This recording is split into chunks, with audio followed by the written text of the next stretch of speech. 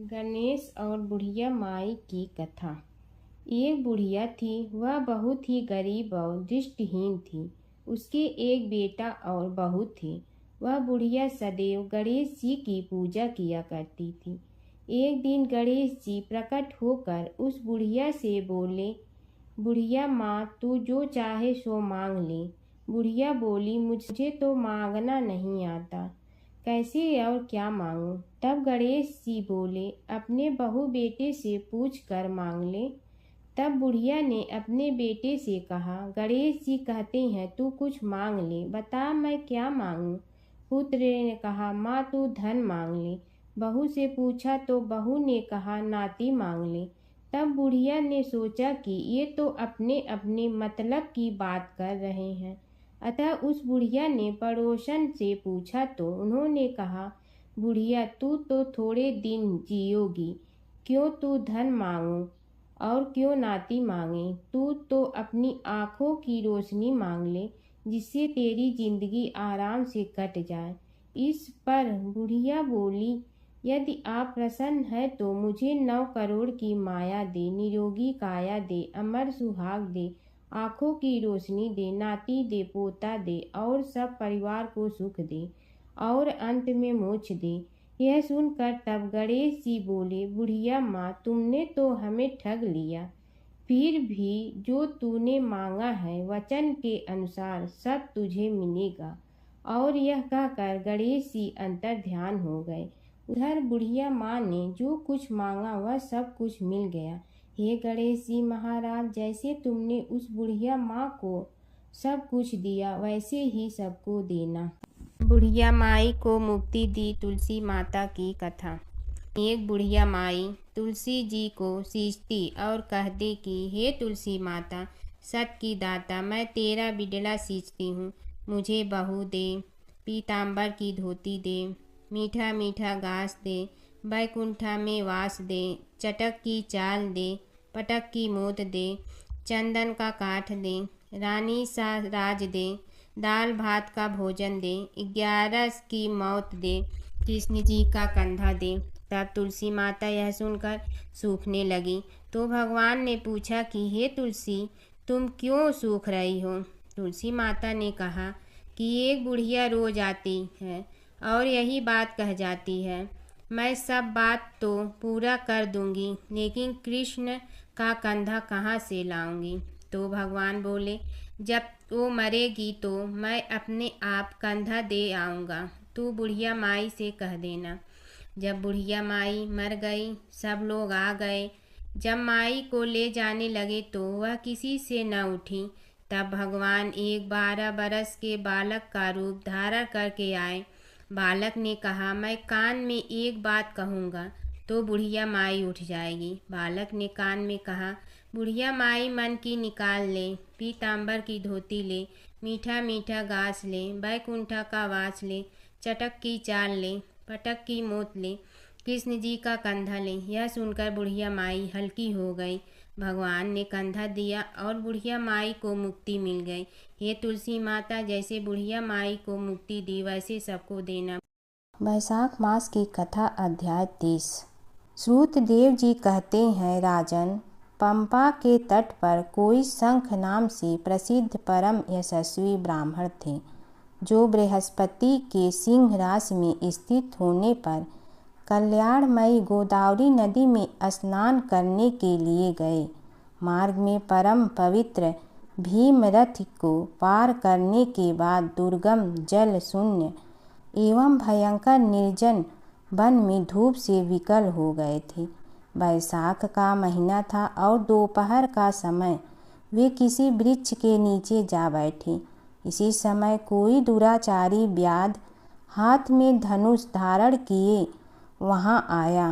ब्राह्मण के दर्शन से उसकी बुद्धि पवित्र हो गई और वह इस प्रकार बोला, मुनि, मैं अत्यंत दुर्बुद्धि एवं पापी हूँ।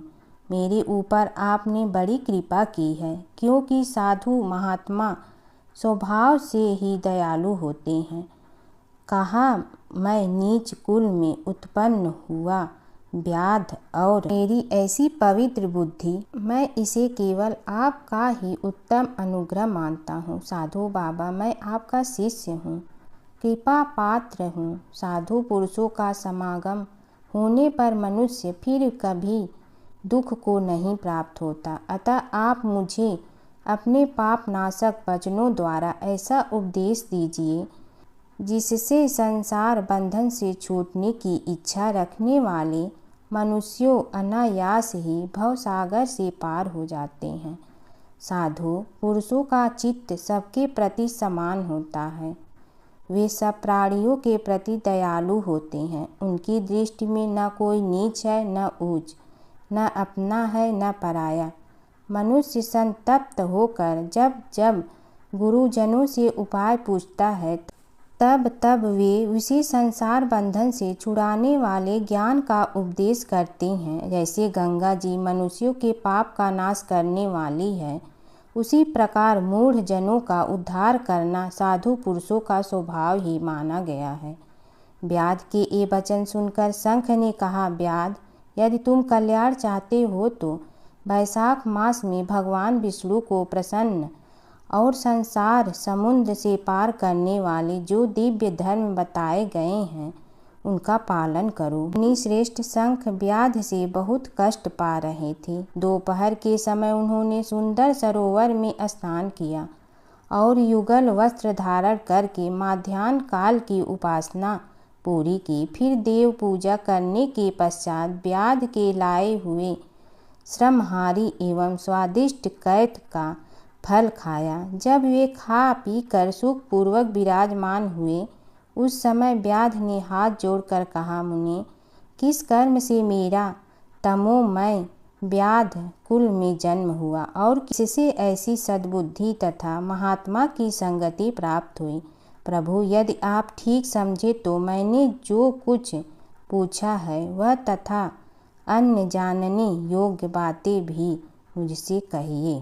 शंख बोले, पूर्व जन्म में तुम वेदों के पारंगत विद्वान ब्राह्मण थे। साकल्य नगर में तुम्हारा जन्म हुआ था। तुम्हारा गोत्र श्रीवत्स और नाम स्तंभ था। उस समय तुम बड़े तेजस्वी समझे जाते थे, किंतु आगे चलकर किसी वैश्या में तुम्हारी आसक्ति हो गई। उसके संग दोष से तुमने नित्य कर्मों को त्याग दिया और शूद्र की भांति घर आकर रहने लगे। यद्यपि तुम सदाचार शून्य, दुष्ट तथा धर्म कर्मों के त्यागी थे, तो भी उस समय तुम्हारी ब्रह्माणी पत्नी कांतिमती ने वैश्या सहित तुम्हारी सेवा की। वह सदा तुम्हारी प्रिय करने में लगी रहती थी। वह तुम दोनों के पैर धोती, दोनों की आज्ञा का पालन करती और दोनों से नीचे आसन पर सोती थी। इस प्रकार वैश्या सहित पति का सेवा करती हुई उस दुःखिनी ब्राह्मणी का इस भूतल पर बहुत समय बीत गया। एक दिन उसके पति ने मूली सहित उड़द खाया और तिल मिश्रित निष्पाव भक्षण किया। उस अपथ्य भोजन से उसका मुंह पेट चलने लगा और उसे बड़ा भयंकर भकंदर रोग हो गया। वह उस रोग से दिन रात जलने लगा। जब तक घर में धन रहा तब तक वैश्या भी वहाँ टिकी रही। उसका सारा धन लेकर पीछे उसने उसका घर छोड़ दिया। वैश्या तो क्रूर और निर्दयी होती ही है।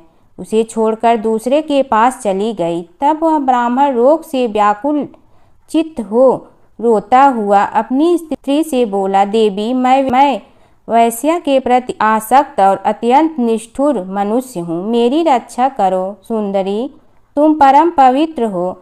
मैंने तुम्हारा कुछ भी उपकार नहीं किया। कल्याणी, जो पापी एवं निंदित मनुष्य अपनी विनीत पत्नी का आदर नहीं करता वह 15 जन्मों तक नपुंसक होता है। महाभागे, दिन रात साधु पुरुष उसकी निंदा करते हैं। तुम साध्वी और पतिव्रता हो। मैं तुम्हारा अनादर करके पाप योनि में गिरूंगा। तुम्हारा अनादर करने से जो तुम्हारे मन में क्रोध हुआ होगा उससे मैं दग्ध हो चुका हूँ। इस प्रकार अनुतापयुक्त वचन कहते हुए पति से वह पतिव्रता हाथ जोड़कर बोली, प्राणनाथ, आप मेरे प्रति किए हुए व्यवहार को लेकर दुख न माने, लज्जा का अनुभव न करें। मेरे आपके ऊपर तनिक भी क्रोध नहीं है, जिससे आप अपने को दग्ध हुआ बतलाते हैं। पूर्व जन्म में किए हुए पाप ही इस जन्म में दुख रूप होकर आते हैं। जो उन दुखों को धैर्य पूर्वक सहन करती है, वही स्त्री साध्वी मानी जाती है और वही पुरुष श्रेष्ठ समझा जाता है। वह उत्तम वर्ण वाली स्त्री अपने पिता और भाइयों से धन मांग कर लाई और उसी से पति का पालन करने लगी। उसने अपने स्वामी को साक्षात क्षीर सागर निवासी विष्णु ही माना। वह दिन रात पति के मल मूत्र साफ करती और उसके शरीर में पड़े हुए कष्टदायक कीड़ों को धीरे धीरे नख से खींच कर निकालती थी। ब्रह्माणी ने रात में सोती थी न दिन में। अपने स्वामी के दुख से संतप्त होकर वह दुखनी सदा इस प्रकार प्रार्थना किया करती थी, प्रसिद्ध देवता और पितर मेरे स्वामी की रक्षा करें, इन्हीं रोगहीन एवं निष्पाप कर दें। मैं पति के आरोग्य के लिए चंडिका देवी को भैंस का दही और उत्तम अन्न चढ़ाऊंगी। महात्मा गणेश जी की प्रसन्नता के लिए मोदक बनवाऊंगी। 10 शनिवार को उपवास करूंगी तथा मीठा और घी नहीं खाऊंगी। मेरे पति रोगहीन होकर 100 वर्ष जिए। इस प्रकार वह देवी प्रतिदिन देवताओं से प्रार्थना करती थी। उन्हीं दिनों कोई देवल नामक महात्मा वहां आए। वैशाख मास में धूप से पीड़ित हो सायंकाल के समय उस ब्राह्मण के घर में उन्होंने पदार्पण किया। ब्राह्मणी ने महात्मा के चरण धोकर उस जल को मस्तक पर चढ़ाया और धूप से कष्ट पाए हुए महात्मा को पीने के लिए शरबत दिया। प्रातःकाल सूर्योदय होने पर मुनि जैसे आए थे वैसे चले गए। तदनंतर थोड़े ही समय में उस ब्राह्मण को सन्निपात हो गया। ब्रह्माणी सोंठ, मिर्च और पीपल लेकर जब उसके मुंह में डालने लगी तब उसने पत्नी की अंगुली काट ली। उसके दोनों दांत सहसा सट गए और ब्रह्माणी की अंगुली का वह कोमल खंड उसके मुंह में ही रह गया। अंगुली काट कर उस वैश्य का ही चिंतन करता हुआ वह ब्राह्मण मर गया। तब उसकी पत्नी कांतिमती ने कंगन बेचकर बहुत सा ईंधन खरीदा और चिता बनाकर वह साध्वी पति के साथ उसमें जा बैठी। उसने पति के रोगी शरीर का गाढ़ आलिंगन करके उसके साथ अपने आप को भी चिता में जला दिया। शरीर त्याग कर वह सहसा भगवान विष्णु के धाम में चली गई।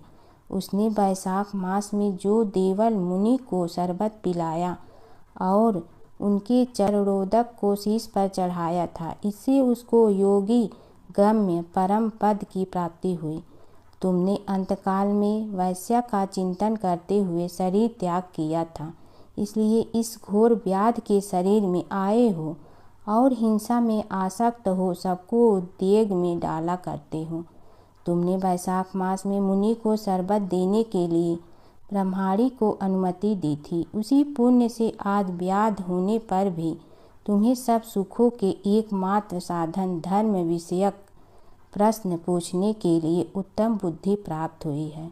तुमने जो सब पापों को हरने वाले मुनि के चरणोदक को सिर पर धारण किया था, उसी का यह फल है कि वन में तुम्हें मेरा संग मिला है।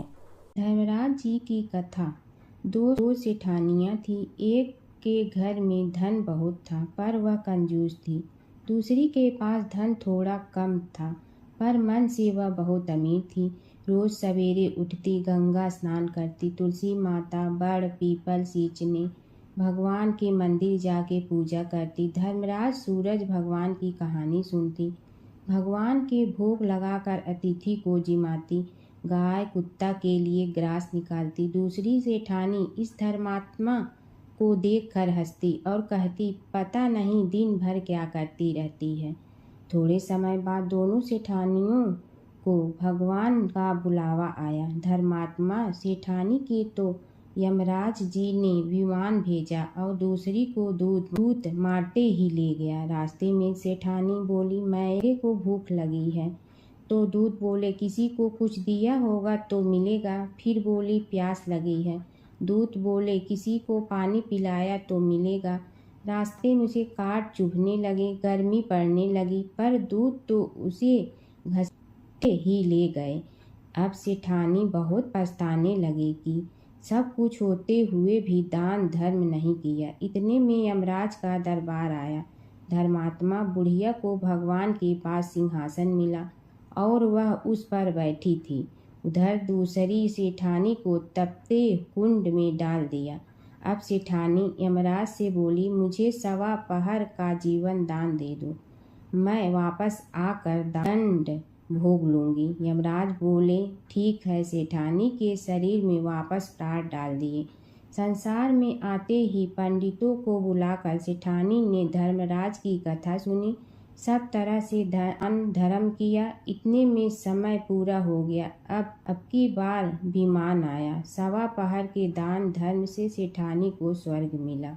धर्मराज जी की परम भक्त पोपा बाई की कथा। एक गांव में एक पोपा बाई रहती थी। जब वह 5 साल की थी तभी से वह नियम से धर्मराज जी व्रत की कथा सुनती थी और व्रत करती थी। एक दिन उसने अपने भाई व भाभी से कहा कि मैं शादी नहीं करूंगी, अब मैं अपना समय भगवान की पूजा अर्चना में ही बिताना चाहती हूँ। इसलिए मेरी झोपड़ी गांव के बाहर बनवा दो और गांव में सबको कह दो कि वह अपनी गाय व बछड़ों को मेरे यहाँ ही घास भूस चरने को भेज दो और जिसकी भी इच्छा हो, श्रद्धा हो, मुझे खाना भिजवा दो।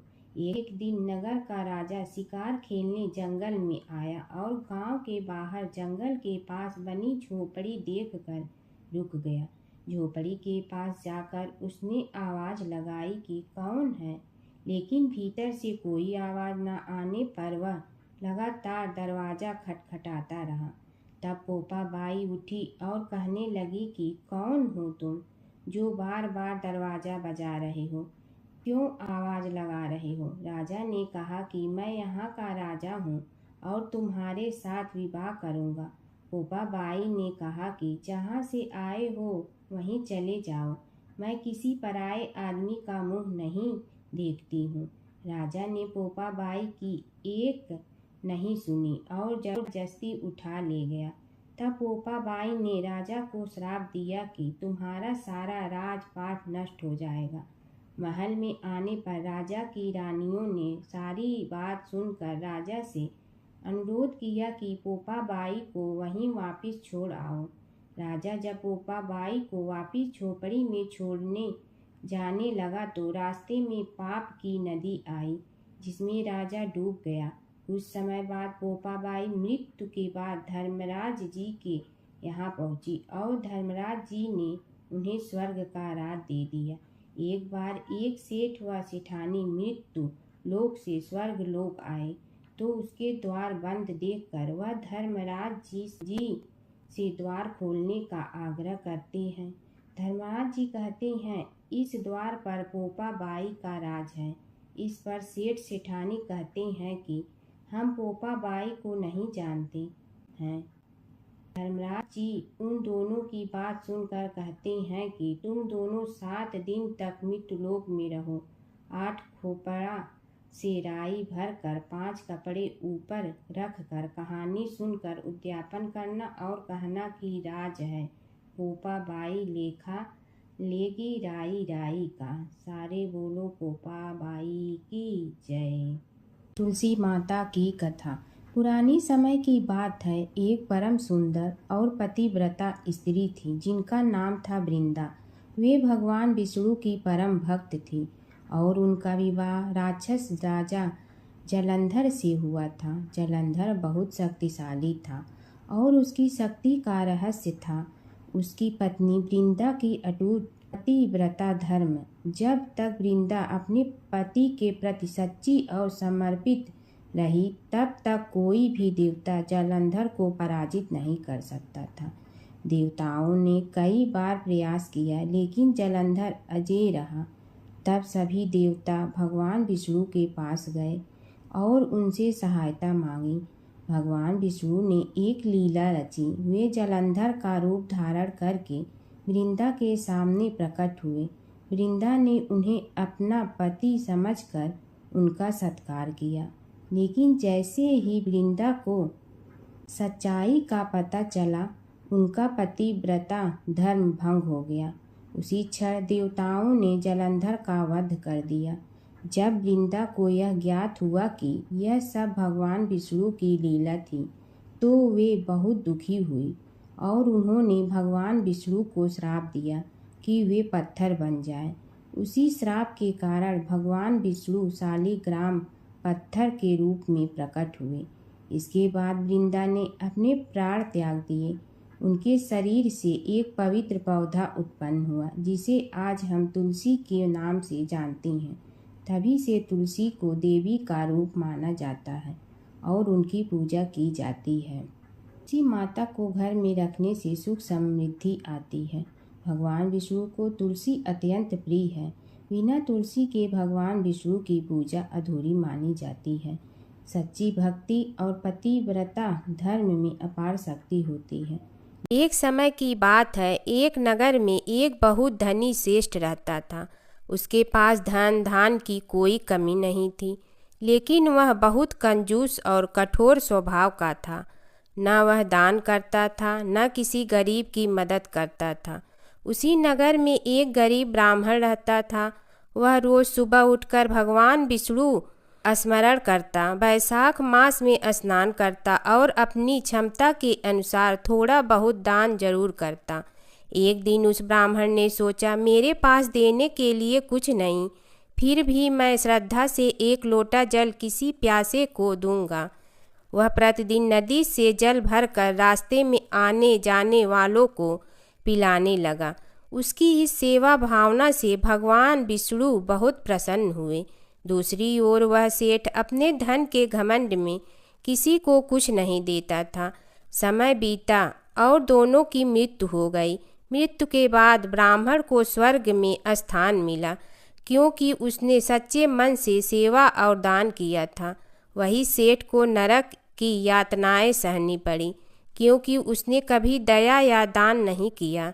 कुछ समय बाद सेठ को अपनी गलती का एहसास हुआ और उसने प्रार्थना की, हे प्रभु, मुझे एक और अवसर दें। भगवान विष्णु ने उसकी प्रार्थना सुनकर कहा, धन से नहीं, मन से किया गया दान ही श्रेष्ठ होता है। वैशाख मास में किया गया छोटा सा पुण्य भी अनंत फल देता है। बोलो विष्णु भगवान की जय। एक समय की बात है, एक नगर में एक अत्यंत गरीब ब्राह्मण रहता था। वह प्रतिदिन भगवान विष्णु का स्मरण करता, लेकिन उसके पास न तो अच्छे वस्त्र थे और न ही भोजन का साधन। फिर भी उसका मन सदैव भक्ति में लीन रहता। वैशाख मास आने पर उसने संकल्प लिया, मैं इस पूरे महीने स्नान, दान और पूजा अवश्य करूँगा, चाहे कुछ भी हो जाए। वह प्रतिदिन प्रातः काल उठकर नदी में स्नान करता, तुलसी के पास जल अर्पित करता और भगवान विष्णु की पूजा करता। भोजन न होने पर भी वह भूखा रहकर भक्ति करता रहा। एक दिन उसकी परीक्षा लेने के लिए भगवान विष्णु एक साधु के वेश में उसके द्वार पर आए। उन्होंने कहा, हे ब्राह्मण, मुझे बहुत भूख लगी है, क्या तुम मुझे कुछ भोजन दे सकते हो? ब्राह्मण के पास केवल थोड़ा सा अन्न बचा था, जो उसने अपने लिए रखा था, लेकिन उसने बिना सोचे वह सारा अन्न उस साधु को दे दिया और स्वयं भूखा रह गया। उसकी निस्वार्थ सेवा और सच्ची भक्ति देखकर भगवान विष्णु अत्यंत प्रसन्न हुए। वे अपने वास्तविक स्वरूप में प्रकट हुए और बोले, हे भक्त, तुम्हें सच्ची भक्ति और दान का आदर्श प्रस्तुत किया है। मैं तुम्हें धन, सुख और मोक्ष का वरदान देता हूँ। इसके बाद ब्राह्मण का जीवन बदल गया। उसके घर में धन धान की वर्षा होने लगी और वह सुखपूर्वक जीवन बिताने लगा। अंत में उसे मोक्ष की प्राप्ति हुई। एक समय की बात है, एक नगर में एक बहुत ही गरीब वृद्ध महिला रहती थी। उसके पास न धन था न कोई सहारा, लेकिन उसके मन में भगवान के प्रति अटूट श्रद्धा थी। वैशाख मास आते ही वह प्रतिदिन प्रातः उठकर नदी में स्नान करती, पीपल के वृक्ष को जल चढ़ाती और भगवान विष्णु का नाम जपती। उसकी पड़ोसन बहुत धनी थी, परंतु उसे इन धार्मिक कार्यों में कोई रुचि नहीं थी। वह अक्सर उस वृद्धा का मजाक उड़ाती और कहती, इतनी गरीबी में भी तू ये सब करती है, इससे क्या मिलेगा? वृद्धा मुस्कुरा कर कहती, भगवान सब देखते हैं, समय आने पर फल अवश्य देंगे।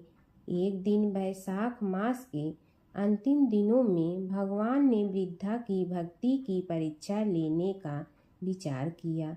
वे एक साधु का रूप धारण कर उसके घर पहुँचे और भोजन मांगा। वृद्धा के पास खाने के लिए केवल थोड़ा सा आटा और पानी था।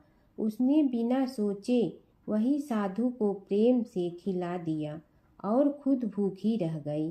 साधु भगवान उसकी सच्ची भक्ति से अत्यंत प्रसन्न हुए। उन्होंने अपना असली रूप दिखाकर कहा, हे माता, तुमने सच्चे मन से सेवा की है, इसलिए मैं तुम्हें वरदान देता हूँ कि तुम्हारे घर में कभी धन धान्य की कमी नहीं होगी। इतना कहकर भगवान अदृश्य हो गए। अगले ही दिन से वृद्धा के घर में सुख समृद्धि आने लगी। यह देखकर पड़ोसन को अपनी गलती का एहसास हुआ। वह भी वैशाख मास में स्नान, पूजा और दान करने लगी। वैशाख मास की बंदरी की कथा।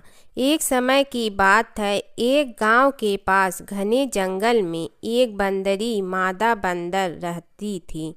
वह बहुत चंचल थी, लेकिन उसका स्वभाव थोड़ा स्वार्थी भी था। उसे खाने पीने और मौज मस्ती के अलावा किसी बात की चिंता नहीं रहती थी। वैशाख मास शुरू हुआ। गांव के लोग सुबह सुबह नदी में स्नान करते, दान पुण्य करते और पेड़ों को पानी देते। उसी जंगल में एक बूढ़ी गाय और एक गरीब चिड़िया भी रहती थी। वे दोनों रोज सुबह उठकर पास के पीपल और अन्य पेड़ों को पानी देती और भगवान का स्मरण करती। बंदरी यह सब देखकर हंसती और कहती, तुम लोग ये सब व्यर्थ काम क्यों कर रही हो? इससे क्या मिलेगा? चिड़िया बोली, बहन, वैशाख मास में स्नान, दान और पेड़ों को पानी देना बहुत पुण्य का काम है। इससे जीवन में सुख शांति मिलती है। लेकिन बंदरी ने उनकी बात नहीं मानी और अपने ही आनंद में लगी रही। कुछ दिनों बाद भयंकर गर्मी पड़ी। जंगल के कई पेड़ सूखने लगे। जिन पेड़ों को चिड़िया और गाय पानी देती थी वे हरे भरे रहे। उसी हरियाली के कारण उन्हें फल और छाया मिलती रही। लेकिन बंदरी के आसपास के पेड़ सूख गए। उसे न फल मिला न छाया। भूख और गर्मी से वह बहुत परेशान हो गई। अब उसे अपनी गलती का एहसास हुआ। वह रोते हुए चिड़िया और गाय के पास गई और बोली, मुझे माफ़ कर दो, मैंने तुम्हारी बात नहीं मानी। अब मैं भी अच्छे काम करना चाहती हूँ। चिड़िया और गाय ने उसे समझाया, कोई बात नहीं, देर से ही सही, लेकिन सही रास्ते पर आना ही सबसे बड़ी बात है। उस दिन से बंदरी भी रोज़ सुबह उठकर स्नान करने लगी, पेड़ों को पानी देने लगी और भगवान का नाम जपने लगी। धीरे धीरे उसका जीवन भी सुधर गया। उसे भोजन, छाया और मन की शांति मिलने लगी। जो व्यक्ति वैशाख मास में स्नान, दान और सेवा करता है उसे सुख समृद्धि मिलती है। कीड़ी नगरा सींचने की कहानी। एक गांव में एक बुढ़िया माई रहती थी। उसके 2 बेटे तथा बहू भी थे।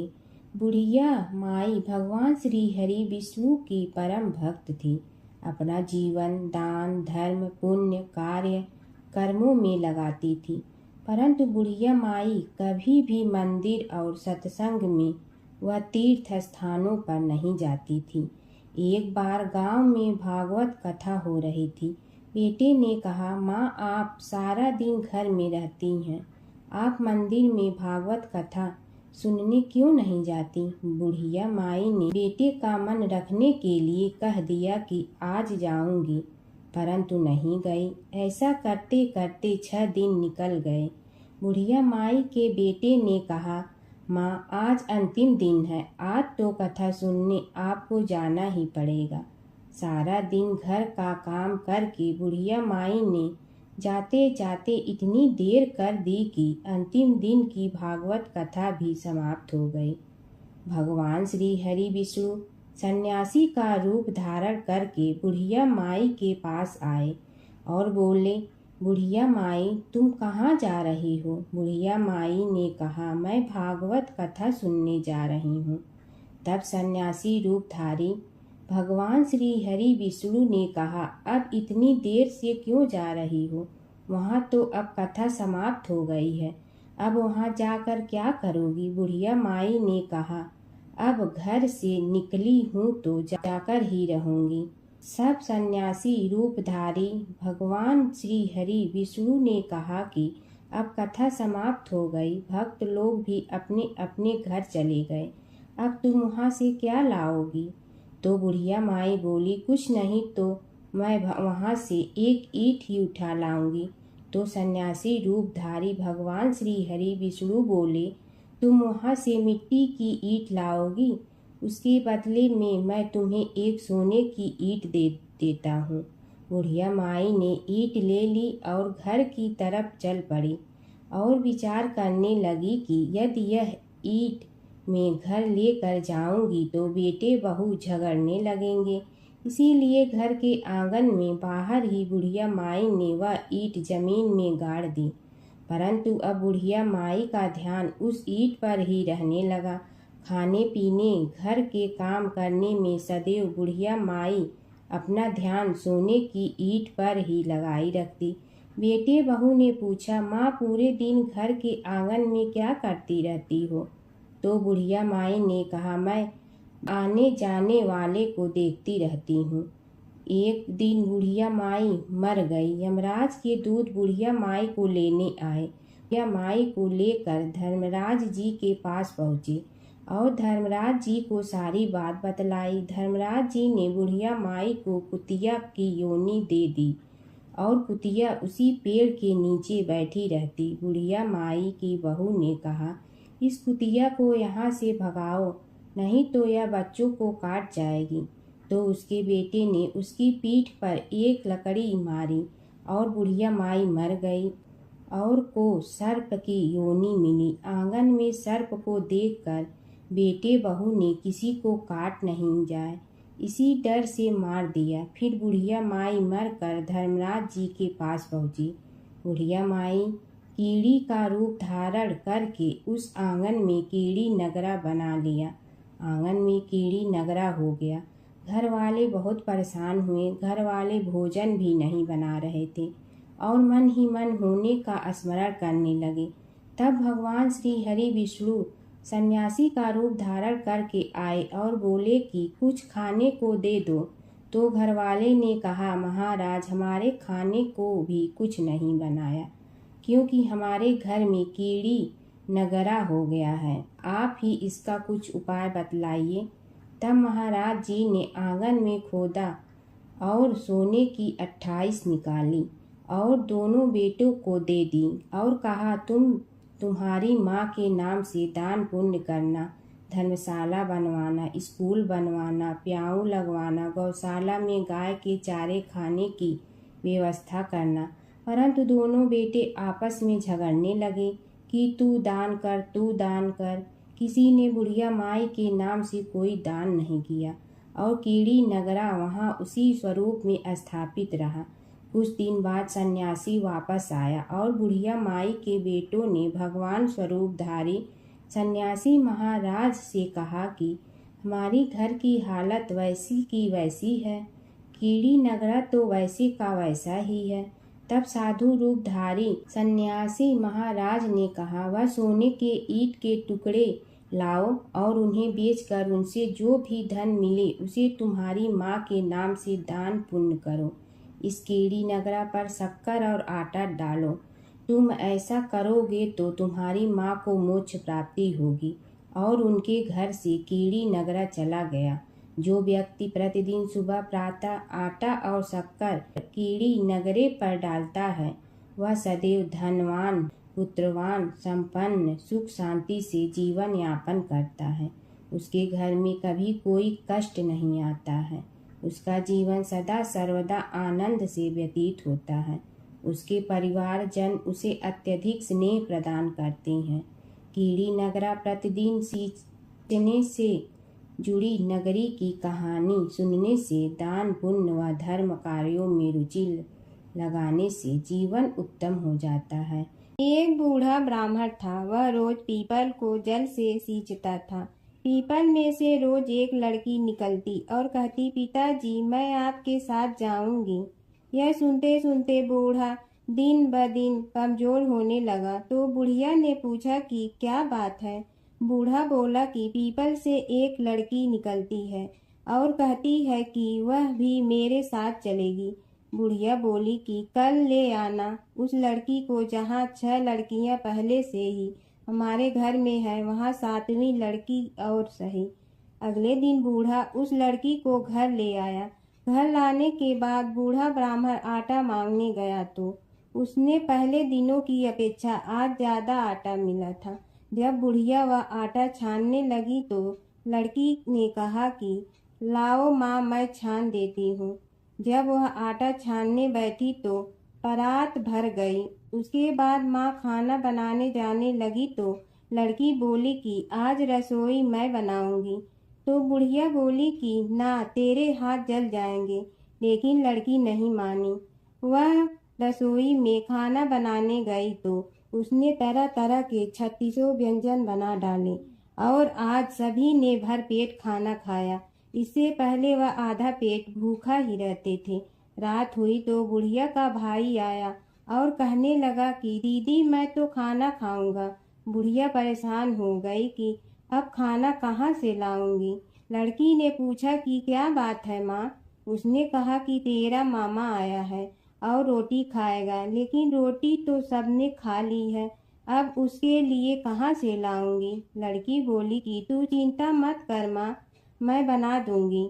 और वह रसोई में गई और मामा के लिए 36 व्यंजन बना दी। मामा ने भरपेट खाया और कहा भी कि ऐसा खाना इससे पहले उसने कभी नहीं खाया है।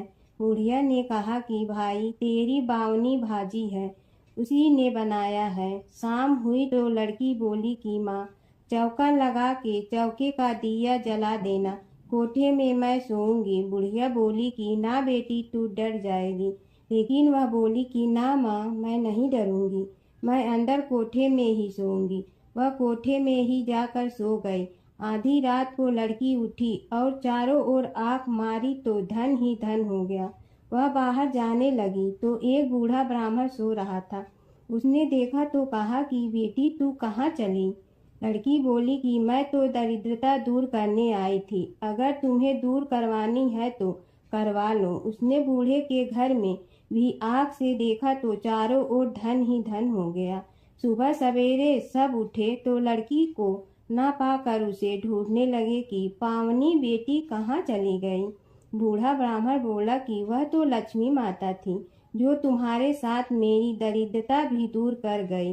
हे लक्ष्मी माता, जैसे आपने उनकी दरिद्रता दूर की, वैसे ही सबकी करना। एक नगर में एक ब्राह्मण दंपति रहते थे। वे दोनों प्रतिदिन 7 कोस दूर गंगा और यमुना नदी में स्नान करने जाते थे। इतनी दूर आने जाने से ब्राह्मण की पत्नी थक जाती थी। एक दिन उसने अपने पति से कहा कि हमारा एक पुत्र होता तो कितना अच्छा रहता। पुत्र के बहू आती तो हमें घर वापस जाने पर खाना बना हुआ मिलता और बहू घर का काम भी कर देती। अपनी पत्नी की बात सुनकर ब्राह्मण ने कहा कि तूने बात तो सही कही है, चल मैं तेरे लिए बहू ला ही देती हूँ।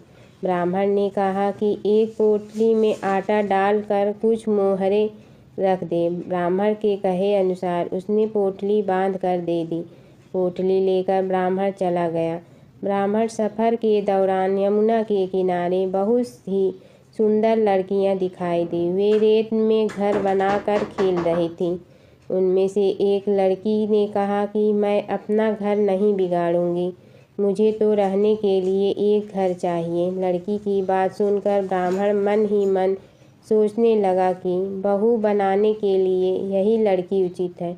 जब वह लड़की जाने लगी तो ब्राह्मण भी उसके पीछे पीछे उसके घर तक चला गया। वहाँ जाकर ब्राह्मण ने उस लड़की से कहा, बेटी, किसी के घर खाना नहीं खाता, मैं अपने साथ आटा लेकर आया हूँ। तुम अपनी माता से पूछो कि क्या वह मेरे लिए आटा छान कर 4 रोटी बना देंगी। यदि वह मेरा आटा छान कर रोटी बनाएंगी तो ही मैं रोटी खा लूँगा। लड़की ने जाकर अपनी माँ को ये सारी बात बताई। माँ ने कहा, उचित है, जाकर ब्राह्मण देव से कह दो कि वह अपना आटा दे, मैं रोटी बना दूंगी। जब वह आटा छानने लगी तो आटे में से मोहरें निकली। वह सोचने लगी कि जिसके आटे में इतनी मोहरें हैं उसके घर में कितनी मोहरें होंगी। जब ब्राह्मण खाना खाने बैठा तो लड़की की माँ ने उस ब्राह्मण से पूछा, क्या आपका कोई लड़का है और क्या आप उस लड़के की सगाई करने जा रहे हो। यह सुनकर ब्राह्मण ने कहा कि मेरे लड़का तो काशी में पढ़ने गया हुआ है, लेकिन यदि तुम कहो तो खाड़ कटोरे से विवाह करके तेरी बेटी को अपने साथ ले जाऊं। लड़की की माँ ने कहा, ठीक है ब्राह्मण देव। इस पर लड़की की माँ ने लड़की की खाट कटोरे से शादी करके ब्राह्मण के साथ भेज दिया। ब्राह्मण ने घर आकर कहा, रामू की माँ, दरवाज़ा खोल कर देख, मैं तेरे लिए बहू लेकर आया हूँ। ब्राह्मण की पत्नी भीतर से ही बोली, हमारे तो कोई बेटा बेटी नहीं है, तो बहू कहाँ से आए। दुनिया ताने मारती थी, अब आप भी मारने लगे। ब्राह्मण ने कहा, तू दरवाज़ा खोल कर तो देख। जब ब्रह्मचारी ने दरवाज़ा खोला तो सामने बहू को खड़ी देखा। उसने बहू का स्वागत किया और आदर सत्कार से अंदर ले गई। अब जब ब्राह्मण अपनी पत्नी के साथ नदी स्नान करने जाता तो पीछे से बहू घर का सारा काम करके और खाना बना कर रखती थी। वह उनके कपड़े धोती और रात को हाथ पैर भी दबाती थी। इस तरह बहुत दिन बीत गए। ब्रह्मचारी ने अपनी बहू से कहा कि बहू, कभी भी चूल्हे की आग मत बुझने देना और मटके का पानी खत्म मत होने देना। परंतु एक दिन चूल्हे की आग बुझ गई। यह देखकर बहू घबरा गई और भागी भागी अपनी पड़ोसन के पास गई और कहा कि मेरे चूल्हे की आग बुझ गई है, मुझे थोड़ी आग चाहिए। मेरे सास ससुर सुबह 5 बजे से गए हुए हैं, वह थके हुए घर आएंगे, इसलिए मुझे उनके लिए खाना बनाना है। यह सुनकर पड़ोसन ने कहा कि तू तो बावली है, तुझे यह दोनों मिलकर पागल बना रहे हैं। इनके कोई पुत्र नहीं है, ये निसंतान है। बहू ने कहा, नहीं, ऐसा मत बोलो, इनका बेटा तो बनारस काशी में पढ़ने गया हुआ है। इस पर पड़ोसन ने कहा कि यह तुझे झूठ बोलकर लाए हैं, मेरी बात सच मान, इनके कोई बेटा नहीं है। अब बहू पड़ोसन की बातों में आ गई और कहने लगी कि अब आप ही बताओ मैं क्या करूं। पड़ोसन ने कहा कि क्या है, जब तुम्हारे सास ससुर आए तो जली हुई रोटियां बना कर देना और बिना नमक की दाल बना कर देना। खीर की करछी दाल में और दाल की करछी खीर में डाल देना। पड़ोसन ने उसे अच्छे से सिखा पढ़ा दिया। फिर जब उसने सास ससुर घर आए तो उसने न तो उनका आदर सत्कार किया, ना ही उनके कपड़े धोए। जब उसने सास ससुर को खाना दिया तो सास बोली, बहू, आज यह रोटियां जली हुई क्यों हैं और दाल भी अलूनी है। तब बहू ने पलट कर कहा कि एक दिन ऐसा खाना खा लोगे तो कुछ बिगड़ नहीं जाएगा। तुम्हारा सास ससुर को खड़ी खोटी सुनाकर वह फिर से पड़ोसन के पास गई और बोला कि अब आगे क्या करना है। पड़ोसन ने कहा कि अब तुम सातों कोठों की चाबी मांग लेना। अगले दिन जब भी स्नान करने के लिए जाने लगे तो बहू अड़ गई कि मुझे तो सातों कोठों की चाबी चाहिए। तब ससुर ने कहा कि इसे चाबी दे दो। तब सास ने बहू को चाबी दे दी।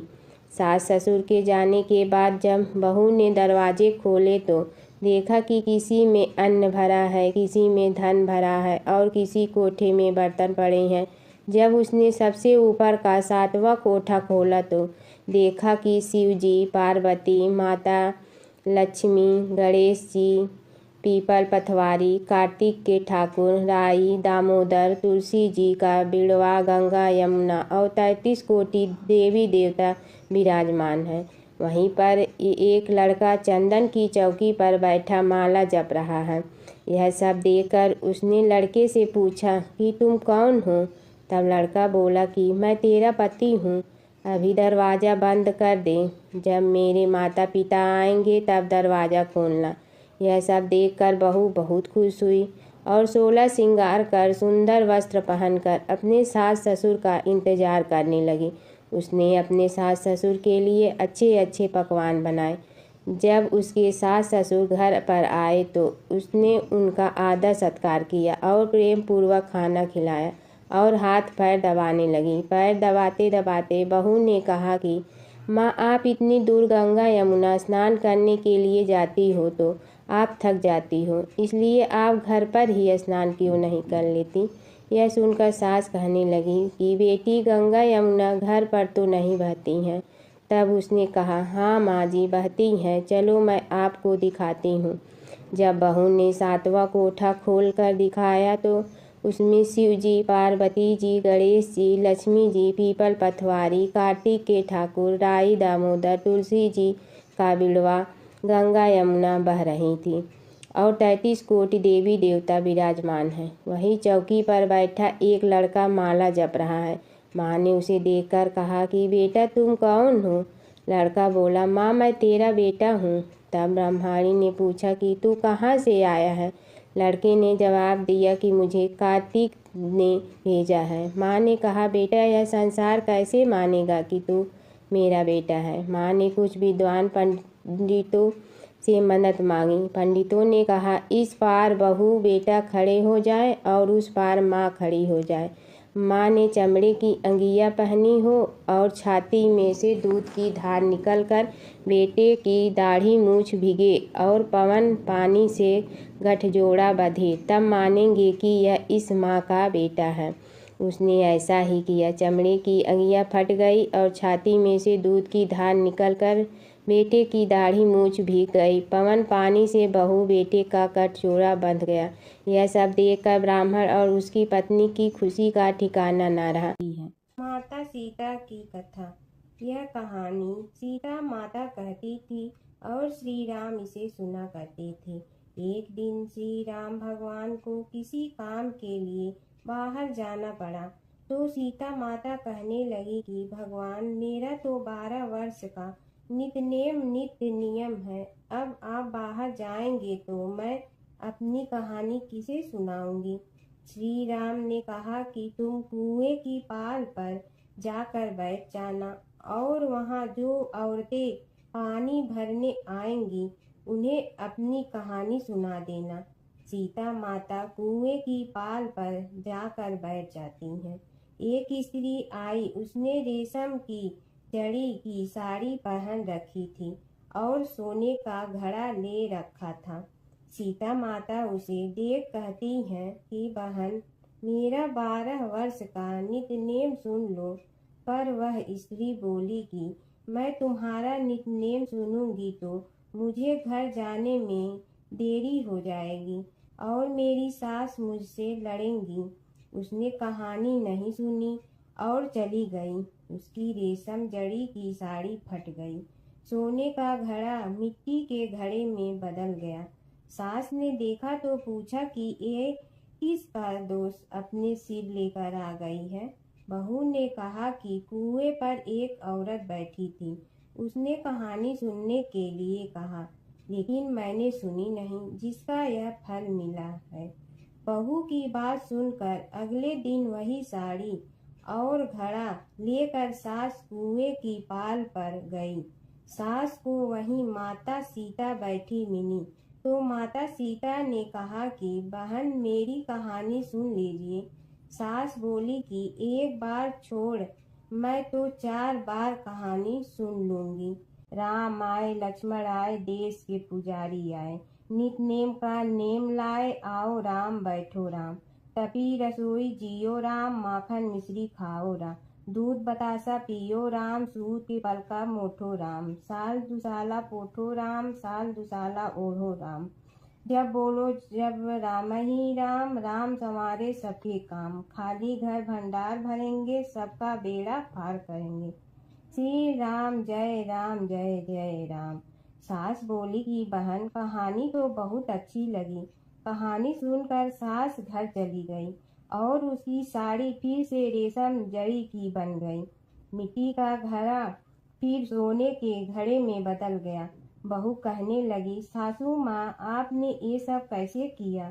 सास ने कहा कि बहू तू दोष लगा के आई थी और मैं अब दोष उतार कर आ रही हूँ। बहू ने फिर पूछा कि वह कुएं वाली स्त्री कौन है? सास बोली कि वे सीता माता थी। वे पुराने से नया कर देती हैं, खाली घर में भंडार भर देती हैं। वह लक्ष्मी जी का वास घर में कर देती हैं। आदमी की जो भी इच्छा हो उसे पूरा कर देती हैं।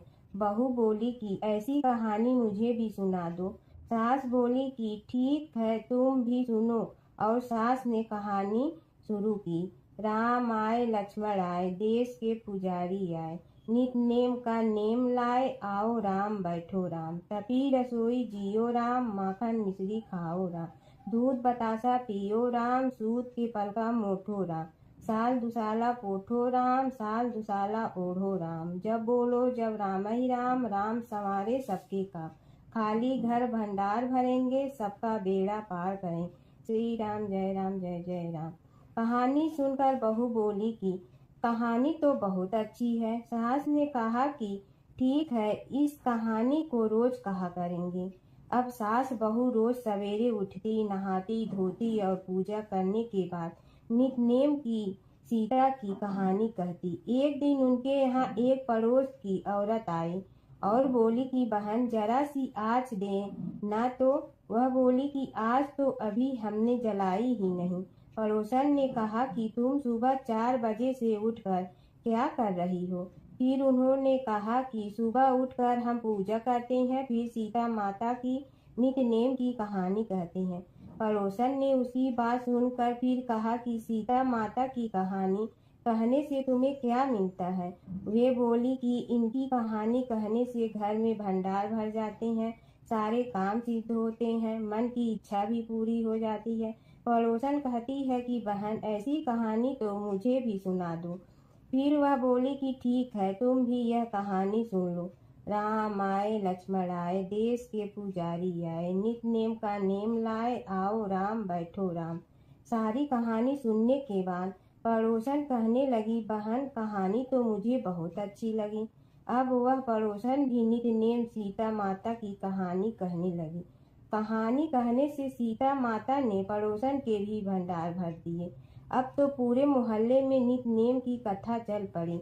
हर किसी की मनोकामना पूरी होने लगी। हे सीता माता, जैसे आपने उनके भंडार भरे वैसे ही आप हमारे भी भंडार भरना, सबकी भरना, कहानी सुनने वाले के भी और कहानी कहने वाले के भी। जमुना की कहानी। प्राचीन समय में एक गांव था जिसमें 2 बहनें रहा करती थी। एक बहन का नाम गंगा था तो दूसरी बहन का नाम जमुना था। एक बार दोनों बहनें एक साहूकार के खेत से गुजर रही थी तो जमुना ने 13 दाने जौ के तोड़ लिए, जिसे देख गंगा बोली कि तुझे तो ग्रहण लग गया, तूने चोरी की है। इस पर जमुना बोली कि अब मेरा ग्रहण कैसे धुलेगा? गंगा ने कहा कि तुझे 12 साल तक साहूकार के यहाँ नौकरी करनी पड़ेगी, तभी तेरा पाप धुलेगा और ग्रहण से मुक्ति मिलेगी। जमुना साहूकार के यहाँ नौकरी के लिए जाती है और अपने लिए काम मांगती है। साहूकार उसे काम पर रख लेता है, लेकिन काम करने से पहले जमुना उसे कहती है कि मैं सारे काम करूंगी लेकिन 4 काम नहीं करूंगी। जूठे बर्तन नहीं मांजूंगी, झाड़ू नहीं लगाऊंगी, बिस्तर नहीं बिछाऊंगी और दिया नहीं जलाऊंगी। 12 साल के बाद कुंभ का मेला लगा तो साहूकारनी भी कुंभ नहाने जाने लगी। जमुना ने उसे जाते देख कहा कि कुंभ के मेले में मेरी बहन गंगा मिलेगी तो उसे यह सोने का टका दे देना, इससे वह अपने हाथों में सुंदर चूड़ियां पहन लेगी। साहूकारनी ने कुंभ के मेले में गंगा को वह सोने का टका दे दिया। गंगा ने उनसे वह टका लेते हुए कहा कि मेरी बहन को कहना कि उसके 12 वर्ष पूरे हो गए हैं, अब वह वहां वापिस आ जा। साहूकार व साहूकारनी वापिस घर आए तब जमुना मटके में पानी भर रही थी। दोनों जमुना से बोले कि हमने सोने का वह टका तेरी बहन गंगा को दे दिया था और उसने कहा है कि तेरे 12 वर्ष पूरे हो गए हैं, इसलिए अब तुम वापिस जाओ। यह समाचार सुनते ही जमुना सहस्त्र धारा में बदल गई और बहने लगी। जमुना जी का यह रूप देखकर साहूकार और साहूकारनी परेशान हो गई थी। हमारे घर में जमुना माता ने काम किया, हमें तो अब ग्रहण लग गया है, हम यह ग्रहण कैसे उतारेंगे। जमुना भागकर गंगा माता के पास चली गई। गंगा ने जमुना से पूछा कि तुम साहूकारनी से कुछ कहकर आई हो या ऐसे ही बिना बताए आ गई। तब जमुना बोली कि मैं तो कुछ भी बताकर नहीं आई हूँ। गंगा ने कहा कि जा उन्हें धीरज दे आ, नहीं तो उन्हें जीवन भर असंतोष ही रहेगा। गंगा के कहने पर जमुना माता ने साहूकारनी को सपने में दर्शन दिए और कहा कि तुम दोनों उल्टे माथे क्यों पड़े हो, जाओ उठकर खाओ पियो। तब दोनों बोले कि हम कैसे उठें, हमें तो ग्रहण लगा है, क्योंकि हमने उल्टे सीधे और पता नहीं कितने नीच कार्य आपसे कराए हैं। तब जमुना जी बोली कि तुम्हें ग्रहण नहीं लगा है, ग्रहण तो मुझे लगा था कि मैंने तुम्हारे खेत से 13 दाने जौ के चुराए थे। मैं तो अपना ग्रहण उतारने तुम्हारे घर आई थी। मेरा ग्रहण तुम्हारे घर में 12 वर्ष तक रहने से उतर गया है और मेरी मुक्ति हो गई है। जमुना जी ने कहा कि तुम्हें कोई ग्रहण नहीं लगा है, उल्टे मेरे 12 वर्ष तक यहाँ रहने से तुम्हारी भी मुक्ति हो गई है। यह कहकर जमुना जी स्वप्न से चली गई। दोनों उठकर देखते हैं कि उनके घर में पहले से भी अधिक धन हो गया है। हे जमुना माता, जैसे आपने साहूकार व साहूकारनी की मुक्ति कराई, वैसे ही आप अपने सभी भक्तों की करना। नगर बसेरे की कहानी। किसी गांव में एक भाट व एक जाट रहता था। दोनों में घनिष्ठ मित्रता थी। एक बार जाट अपनी बहन के घर जाने को तैयार हुआ तो भाट अपनी ससुराल जाने को तैयार हुआ। दोनों साथ चल पड़े तो रास्ते में रुककर एक कुएं की मुंडेर पर बैठ गए। जाट ने भाट से कहा कि नगर बसेरा कर लेते हैं। इस पर भाट बोला कि तू ही नगर बसेरा कर ले, मैं तो अपनी ससुराल जा रहा हूँ, वहाँ खूब खातिर होगी मेरी, तू कर ले नगर बसेरा। जाट वहीं कुएं के पास बैठ पानी की घंटी और चावल का दाना लेकर नगर बसेरा करने लगा। नगर बसेरा करने के साथ जाट कहने लगा कि नगर बसेरा जो करे सो मल धोवे पाँव, ताता माड़ा तापसी देगी मेरी माँ, माँ देगी मावशी तेगी द्वारका का वास, मीठा मीठा घास वृंदावन का वास, 5 कुल्थी छठी रास, मेरी जीवड़ो श्री कृष्ण के पास, डालू पानी हो जाए घी, झट से निकल जाए मेरा जी। यह सब कर कर के वह जाट बहन के पास चल पड़ा। जाट की बहन ने भाई के आने पर उसकी खातिर की खी बूरा के साथ भाई को जिमाया। दोनों ने बैठकर ढेर सारी बातें की। इधर भाट अपने ससुराल पहुंचा तो वहां आग लगी हुई थी। आग बुझाने वह भी लग गया, जिसमें हाथ मुंह भी काले हो गए और खुद भी थोड़ा सुलझ गया। ना रोटी ना पानी के लिए ही किसी ने पूछा। एक पड़ोसन आई तो उसने भाट की सास को कहा कि जमाई आया है, जरा उस आओ भगत कर लो। बुढ़िया बोली कि सब कुछ तो जल गया है, अब कहाँ से आओ भगत करूं। तब पड़ोसन ने ही भाट को एक रोटी के साथ छाछ दी। उसने वही खाकर गुजारा किया। शाम को दोनों फिर घर की ओर चल पड़े और रास्ते में मिल गए और एक दूसरे का हाल पूछा। भाट बोला कि मेरी ससुराल में तो आग लगी हुई थी, आग बुझाते मैं खुद काला हो गया हूँ, ना रोटी मिली ना पानी। जाट बोला कि मेरी तो बहुत खातिर हुई। फिर बोला कि मैंने कहा था ना कि नगर बसेरा कर ले, अब कर ले, लेकिन भाट ने फिर मना कर दिया।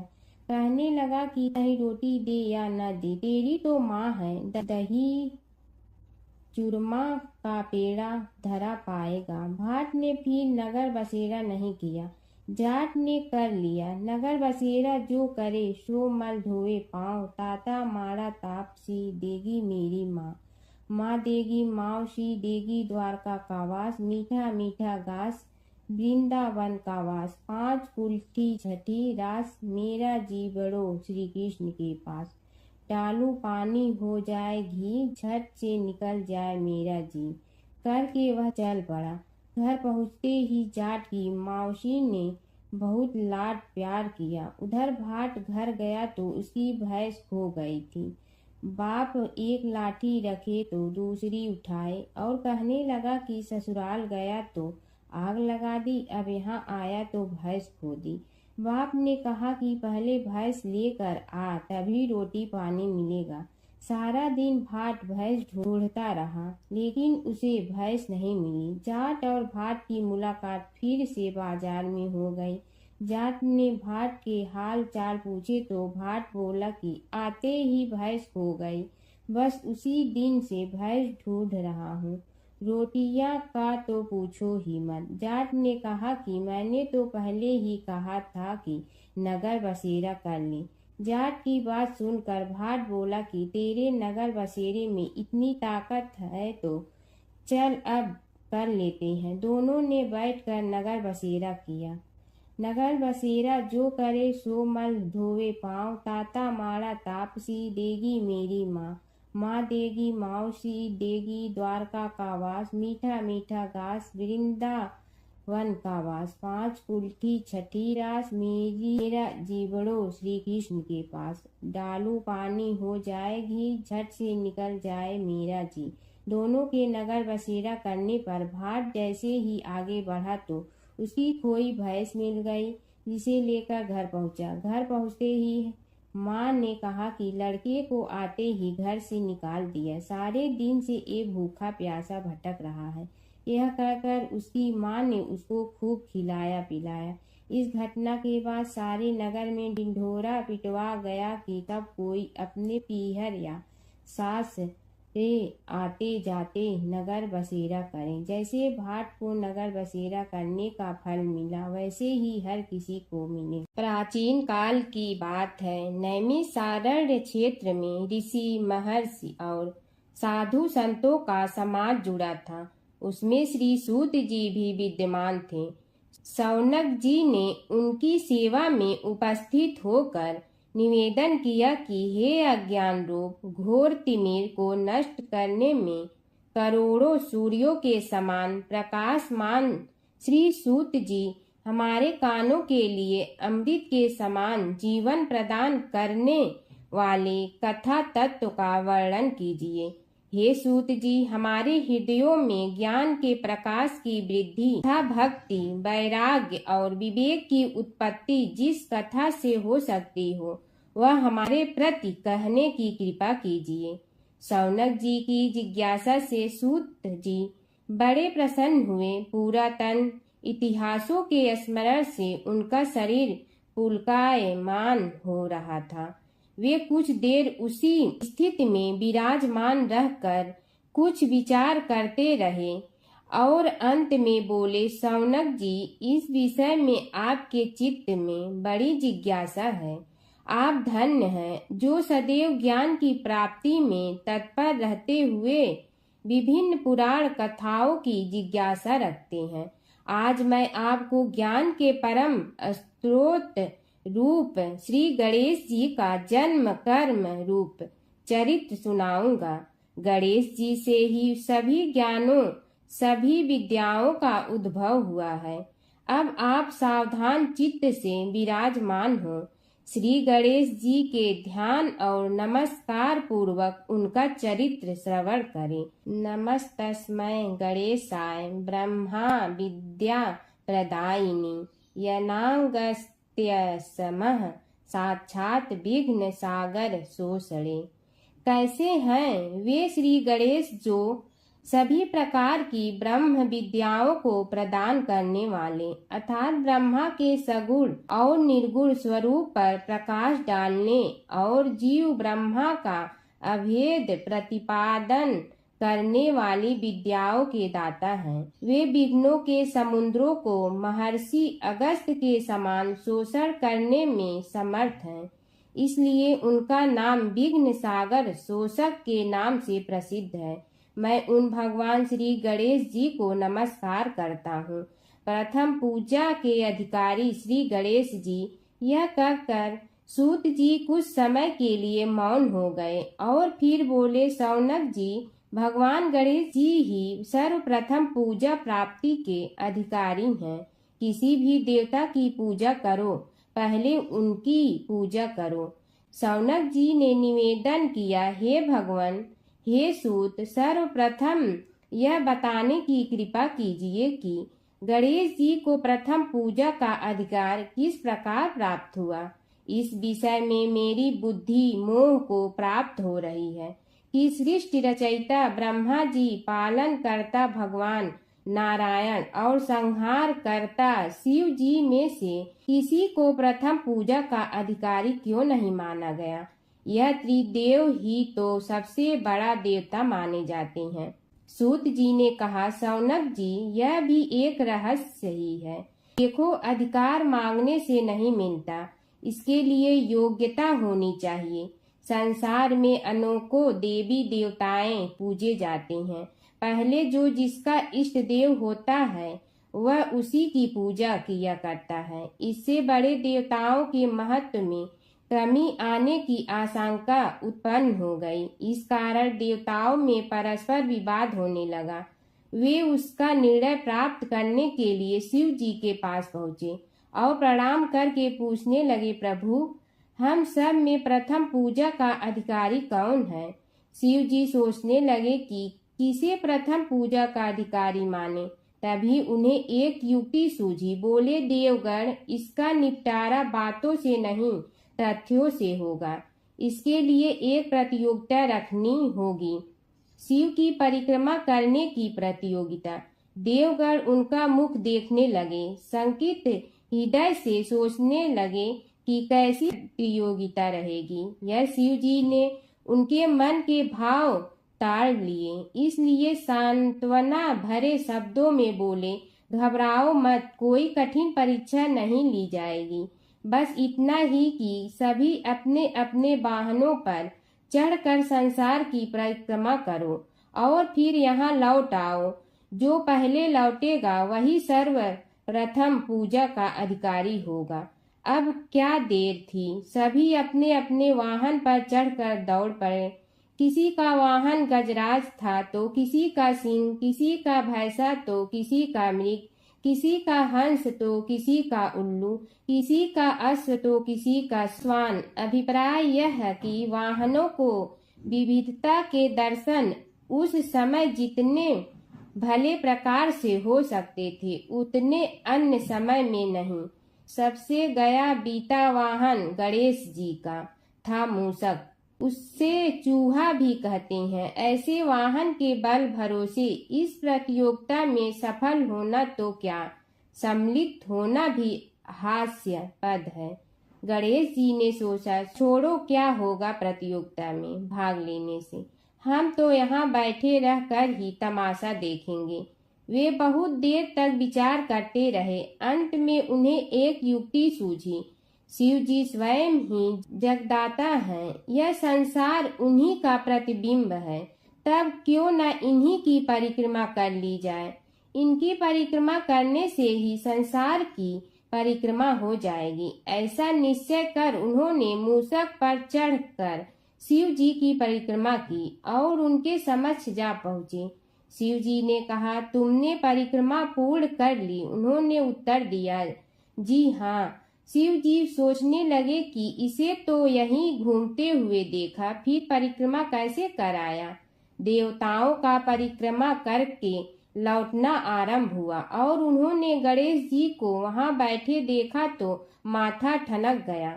फिर भी साहस करके बोले, अरे तुम विश्व की परिक्रमा के लिए नहीं गए? गणेश जी ने कहा, अरे मैं कब का यहाँ आ गया।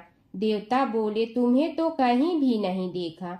गणेश जी ने उत्तर दिया, देखते कहाँ से, समस्त संसार शिव जी में विद्यमान है। इनकी परिक्रमा करने से ही संसार की परिक्रमा पूर्ण हो गई। सूत जी बोले, शौनक, इस प्रकार गणेश जी ने अपनी बुद्धि के बल पर ही विजय प्राप्त कर ली। उनका कथन सत्य था, इसलिए कोई विरोध करता भी तो कैसे। बस उसी दिन से गणेश जी की प्रथम पूजा होने लगी। एक समय की बात है कि विष्णु भगवान का विवाह लक्ष्मी जी के साथ निश्चित हो गया। विवाह की तैयारी होने लगी। सभी देवताओं को निमंत्रण भेजे गए, परंतु गणेश जी को निमंत्रण नहीं दिया। कारण जो भी रहा हो, अब भगवान विष्णु की बारात जाने का समय आ गया। सभी देवता अपनी पत्नियों के साथ विवाह समारोह में आए। उन सब ने देखा कि गणेश जी कहीं दिखाई नहीं दे रहे हैं। तब वे आपस में चर्चा करने लगे कि क्या गणेश जी को कोई न्योता नहीं दिया है या स्वयं गणेश जी ही नहीं आए हैं। सभी को इस बात पर आश्चर्य होने लगा। तभी सब ने विचार किया कि विष्णु भगवान से ही इसका कारण पूछा जाए। विष्णु भगवान से पूछने पर उन्होंने कहा कि हमने गणेश जी के पिता भोलेनाथ महादेव को न्योता भेजा है। यदि गणेश जी अपने पिता के साथ आना चाहते हैं तो आ जाते, अलग से न्योता देने की कोई आवश्यकता भी नहीं थी। दूसरी बात यह है कि उनको 1.25 मन मूंग, 1.25 मन चावल, 1.25 मन घी और 1.25 मन लड्डू का भोजन दिन भर में चाहिए। यदि गणेश जी नहीं आएंगे तो कोई बात नहीं, दूसरे के घर जाकर इतना सारा खाना पीना अच्छा भी नहीं लगता। इतनी वार्ता कर ही रहे थे कि किसी एक ने सुझाव दिया, यदि गणेश जी आ भी जाए तो उनके द्वारपाल बनाकर बैठा देंगे कि आप घर की याद रखना। आप तो चूहे पर बैठकर धीरे धीरे चलोगे तो बारात से बहुत पीछे रह जाओगे। यह सुझाव भी सबको पसंद आ गया तो विष्णु भगवान ने भी अपनी सहमति दे दी।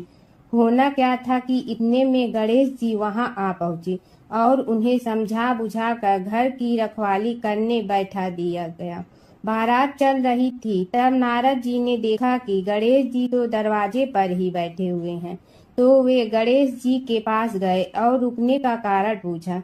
गणेश जी कहने लगे कि विष्णु भगवान ने मेरा बहुत अपमान किया है। नारद जी ने कहने लगे कि अपनी मूसक देना को आगे भेज दे तो वह रास्ता खोद देगी, जिससे उनके वाहन धरती में धंस जाएंगे। तब आपको सम्मान पूर्वक बुलाना पड़ेगा। अब तो गणेश जी ने अपनी मूसक सेना जल्दी से आगे भेज दी और सेना ने जमीन पोली कर दी। जब बारात वहां से निकली तो रथों के पहिए धरती में धंस गए। लाख कोशिश करे परंतु पहिए नहीं निकले। सभी ने अपने अपने उपाय किए परंतु पहिए तो नहीं निकले, बल्कि जगह जगह से टूट गए। किसी की समझ में नहीं आ रहा था कि अब क्या किया जाए। तब तो नारद जी ने कहा, आप लोगों ने गणेश जी का अपमान करके अच्छा नहीं किया। यदि उन्हें मना कर लाया जाए तो आपका कार्य सिद्ध हो सकता है और यह संकट टल सकता है। शंकर भगवान ने अपने दूत नंदी को भेजा और वे गणेश जी को लेकर आए। गणेश जी का आदर सम्मान के साथ पूजन किया। तब कहीं रथ के पहिए निकले। अब रथ के पहिए निकल के परंतु टूट फूट गए तो उन्हें सुधारे गए। पास के खेत में खाती काम कर रहा था, उसे बुलाया गया। खाती अपना कार्य करने के पहले श्री गणेशाय नमः कहकर गणेश जी की वंदना मन ही मन करने लगा। देखते ही देखते खाती ने सभी पहियों को ठीक कर दिया। तब खाती कहने लगा कि हे देवताओं, आपने सर्वप्रथम गणेश जी को नहीं मनाया होगा और न ही उनकी पूजन की होगी, इसीलिए तो आपके साथ यह संकट आया है। हम तो मूर्ख अज्ञानी हैं, फिर भी पहले गणेश जी को पूजते हैं, उनका ध्यान करते हैं। आप लोग तो देवतागण हैं, फिर भी आप गणेश जी को कैसे भूल गए? अब आप लोग भगवान श्री गणेश जी की जय बोल कर जाएं तो आपके सब काम बन जाएंगे और संकट कट जाएंगे। ऐसा कहते हुए बारात वहां से चल दी और विष्णु भगवान को लक्ष्मी जी के साथ विवाह संपन्न करा के सभी सकुशल घर लौट आए। हे गणेश जी महाराज, आपने विष्णु को जैसे कारज सारियो ऐसे कारज सबको सिद्ध कर दो। बोलो गजानन भगवान की जय। हर व्रत कथा के साथ पढ़ी और सुनी जाने वाली लपसी तपसी की यह कहानी। एक लपसी था, एक तपसी था। तपसी हमेशा भगवान की तपस्या में लीन रहता था। लपसी रोजाना सवा सेर की लपसी बनाकर भगवान का भोग लगाकर जीम लेता था। एक दिन दोनों लड़ने लगे। तपसी बोला, मैं रोज़ भगवान की तपस्या करता हूँ, इसलिए मैं बड़ा हूँ। लपसी बोला, मैं रोज़ भगवान को सवा सेर लपसी का भोग लगाता हूँ, इसलिए मैं बड़ा हूँ। नारद जी वहाँ से गुजर रहे थे। दोनों को लड़ता देखकर उनसे पूछा कि तुम क्यों लड़ रहे हो? तपसी ने खुद के बड़ा होने का कारण बताया और लपसी ने अपना कारण बताया। नारद जी बोले, तुम्हारा फैसला मैं करूँगा।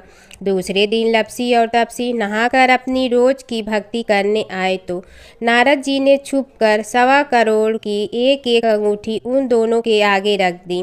तपसी की नज़र उस अंगूठी पर पड़ी जो उसने चुपचाप अंगूठी उठाकर अपने नीचे दबा ली। तब लपसी की नज़र अंगूठी पर पड़ी, लेकिन उसने ध्यान नहीं दिया। भगवान को भोग लगाकर लपसी खाना खाने लगा। नारद जी सामने आए तो दोनों ने पूछा कि कौन बड़ा, तो नारद जी ने तपसी से खड़ा होने को कहा। वो खड़ा हुआ तो उसने नीचे दबी अंगूठी दिखाई पड़ी। नारद जी ने लपसी से कहा, तपस्या करने के बाद भी तुम्हारी चोरी करने की आदत नहीं गई, इसलिए लपसी बड़ा है और तुम्हें तुम्हारी तपस्या का कोई फल भी नहीं मिलेगा।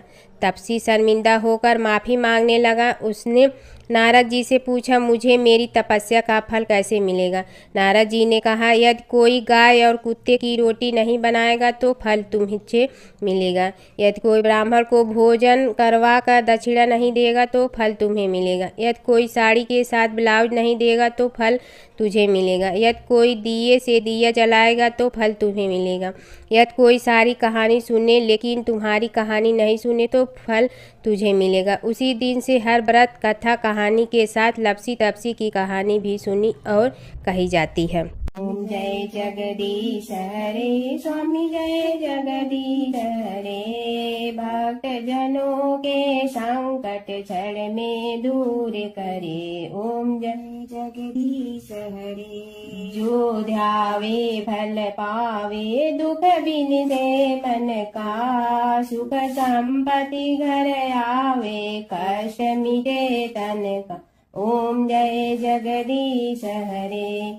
मात पिता तुम मेरे, शरण कहूँ किसकी। तुम विनय और न दूजा, आस करूँ जिसकी। ओम जय जगदीश हरे। तुम पूर्ण परमात्मा, तुम अंतर्यामी। पार ब्रह्म परमेश्वर, तुम सबके स्वामी। ओम जय जगदीश हरे। तुम बिंदा के सागर, तुम पालन करता। मैं मूरख कल काम, कृपा करो भरता। ओम जय जगदीश हरे। तुम हो एक गोचर, सबके प्राणपति।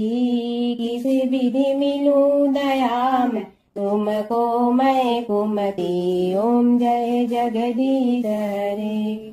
दीन बंधु दुख हरता, तुम रक्षक मेरे। अपने हाथ उठाओ, द्वार पड़ा तेरे। ओम जय जगदीश हरे। विषय विकार मिटा, पाप हरो देवा। श्रद्धा भक्ति बढ़ाओ, संतन की सेवा। ओम जय जगदीश हरे। तन मन धन सब तेरा, स्वामी सब कुछ है तेरा। तेरा तुझको अर्पण क्या लागे मेरा। ओम जय जगदीश हरे, जय जगदीश हरे, स्वामी जय जगदीश हरे।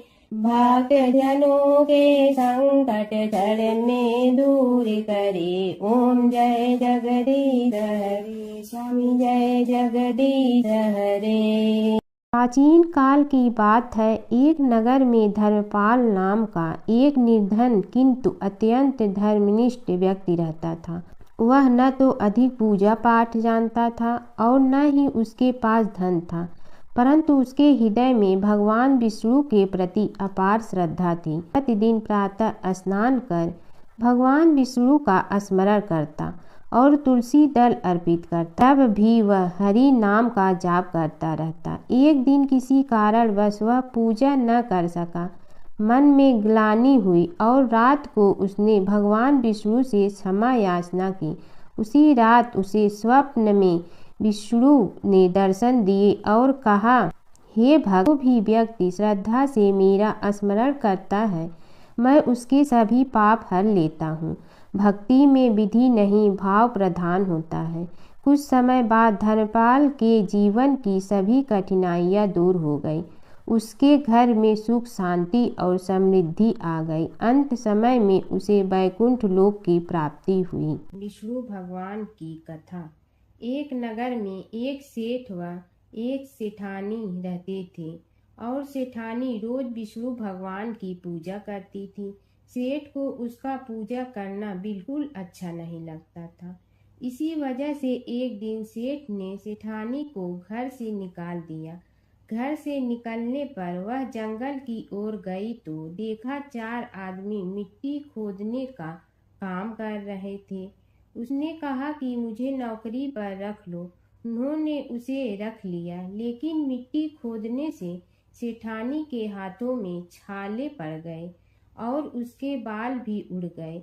वह आदमी कहते हैं कि बहन, लगता है तुम किसी अच्छे घर की महिला हो। तुम्हें काम करने की आदत नहीं है। तुम एक काम रहने दो और हमारे घर का काम कर लिया करो। वह चारों आदमी उसे अपने साथ घर ले गए और वह 4 मुट्ठी अनाज लाते और सभी बांट कर खा लेते। एक दिन सेठानी ने कहा कि कल से 8 मुट्ठी अनाज लाना। अगले दिन वह 8 मुट्ठी अनाज लाए और सेठानी पड़ोसन से आग मांग लाई। उसने भोजन बनाया, विष्णु भगवान को भोग लगाया, फिर सभी को खाने को दिया। सारे भाई बोले कि बहन, आज तो भोजन बहुत स्वादिष्ट बना है। सेठानी ने कहा कि भगवान का जूठा है तो स्वाद तो होगा ही। सेठानी के जाने के बाद सेठ भूखा रहने लगा और आस पड़ोस के सारे लोग कहने लगे कि ये तो सेठानी के भाग्य से खाता था। एक दिन सेठ अपनी सेठानी को ढूंढने चल पड़ा। उसने ढूंढते हुए वह भी उस जंगल में पहुंच गया जहां वह चारों आदमी मिट्टी खोद रहे थे। सेठ ने उन्हें देखा तो कहा कि भाई, मुझे भी काम पर रख लो।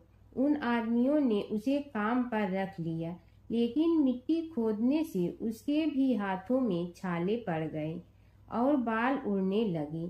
उसकी यह हालत देख चारों बोले कि तुम्हें काम की आदत नहीं है, तुम हमारे साथ चलो और हमारे घर में रह लो। सेठ उन चारों आदमियों के साथ उनके घर चला गया और जाते ही उसने सेठानी को पहचान लिया, लेकिन सेठानी घूंघट में थी तो सेठ को देख नहीं पाई। सेठानी ने सभी के लिए भोजन तैयार किया और हर रोज की भांति विष्णु भगवान को भोग लगाया। उसने उन चारों भाइयों को भोजन परोस दिया, लेकिन जैसे ही वह सेठ को भोजन देने लगी तो विष्णु भगवान ने उसका हाथ पकड़ लिया। भाई बोले कि बहन, ये तुम क्या कर रही हो? वह बोली, मैं कुछ नहीं कर रही हूँ, मेरा हाथ तो विष्णु भगवान ने पकड़ लिया है। भाई बोले, हमें भी विष्णु भगवान के दर्शन कराओ। उसने भगवान से प्रार्थना की तो विष्णु जी प्रकट हो गए।